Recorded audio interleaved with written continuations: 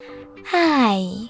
In front of me is Realme GT Neo 3D, and today I would like to show you how you can use split screen on this device.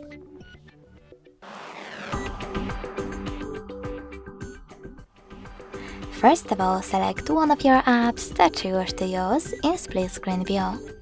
I will go with Play Store. Now tap on this button with three lines and tap on those two dots at the top right corner of your app.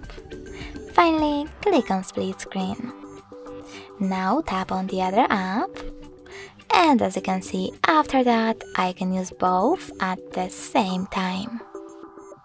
If you want to go back from this mode, drag the first app upwards or downwards and select Home button.